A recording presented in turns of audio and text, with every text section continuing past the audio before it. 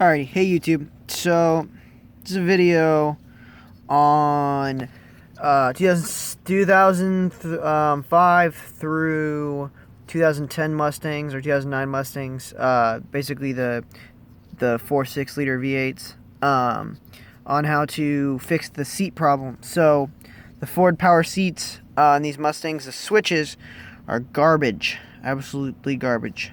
So this one, the power seat on the driver's side had been going out for a while, you know, big kind of intermittent, and they put it all the way back, and then they couldn't get it back forward. And after doing some research, I finally figured out what it is. So I will show you how to fix the seat, and unfortunately the overall solution is kind of pricey, but there's an interim solution that'll work until you can, if you're stuck somewhere, until you can get it fixed, right? So let's jump into it. So this is a new one, but here is my old switch. So this is the original switch. So it's a 3-position switch, and it fits back here into that little spot right there, and it's got little, so that's for the up and down, and then for the left and right. So basically your seat will go back. All these Mustangs seem to have the same problem. The seat goes back and then it won't go forward. So obviously that's a problem. So I figured out an interim solution to fix that until you can get a new one of these switches. These switches are about $150, I think. That was how much this one cost me at O'Reilly. So here's the solution, right? So if a seat stops working, you can actually crack this thing open, and I'm gonna try and show you how to do that without, I'm gonna set the phone down. So you can crack the switch open right there. There's little terminals right there and right there, and then on the other side there's 2 more. And so what you do,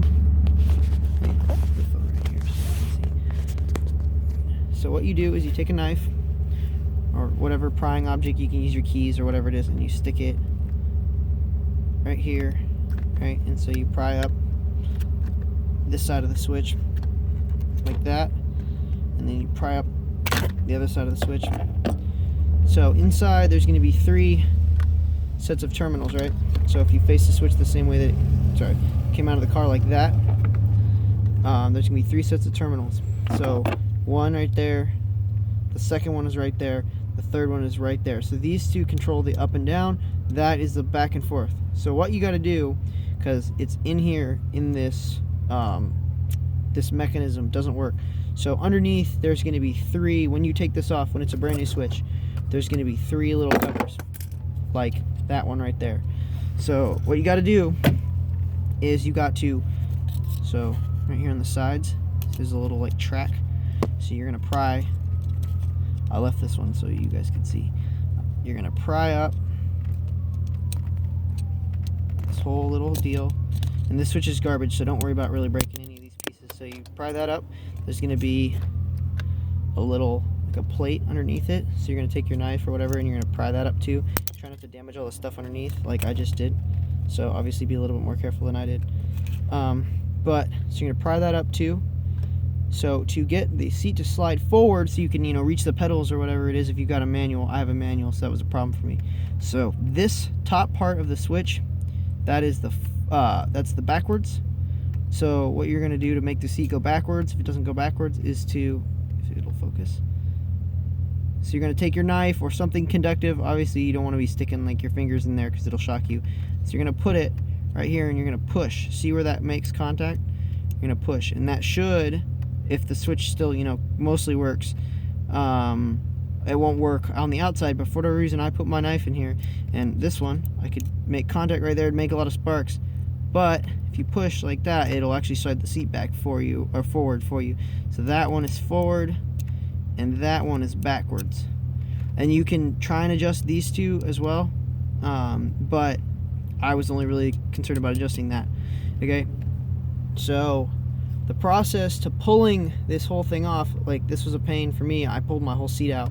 But so a process to pulling this off, in the front of the seat panel, there is a little tab. So right here, this is on an 06 GT, by the way. There's a little tab right there, and it fits up into the seat right there. So you're gonna have to unplug. This is for the lumbar support, so I'm gonna replug that in really quick. But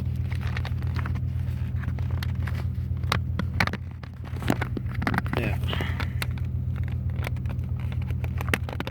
Okay. So that's for the lumbar support. That's just the lumbar support connector. But so there's a little. This holds the switch. Holds the switch in. So this is the new switch. Like I said, about 150 bucks at O'Reilly's, and it was just so you guys can see it. It's a BYD and SWT5. So the actual switch, the brand or the designator, if you're gonna look it up online, is the Ford. It's the Ford. Let's see if that'll focus for me.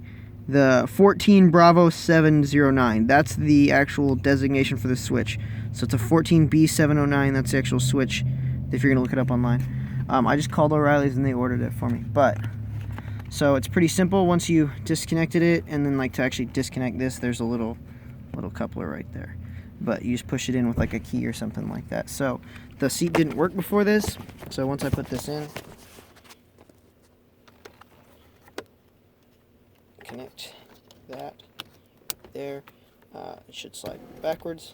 So the seat slides back, forward, right, up and down. I'm not gonna mess with that because it's set and I don't want to fuck it up.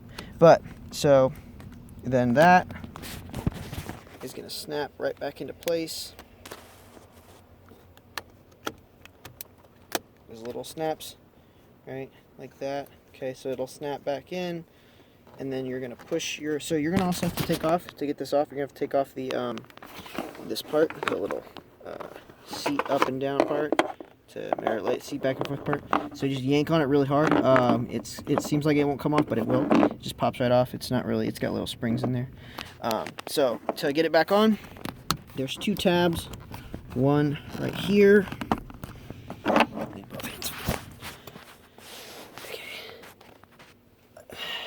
So one right there, and the other one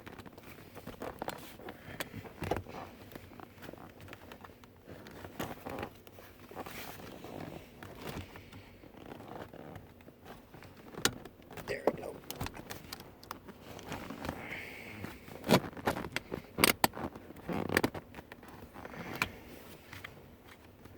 So I got one of them. This one's being a pain. Get in there.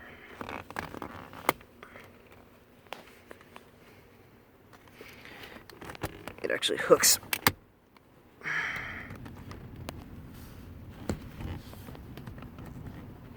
Okay, so once you get that hooked back in, then you're gonna take your seat tensioner piece, this part. You're gonna push it back on. It's got like little star pieces, so it'll go back on there at the right, when you get it at the right angle, like that.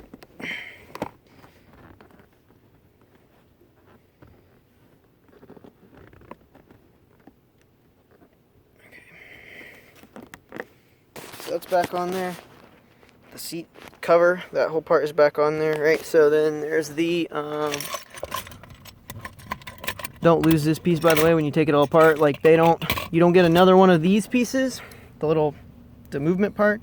You don't get another one when you buy a Switch, at least as far as I know. Mine didn't come with another one, so it just snaps right back on top, like that. And then seat moves forward, seat moves back. Oh, that was tilt. Seat moves back, right? So that is a video on how to fix the 05 through 2009 GT V6, because they have the same seats, the power seat on the front side. Now, like a lot of times, sometimes these motors will burn out, and it basically, or the gears will strip sometimes.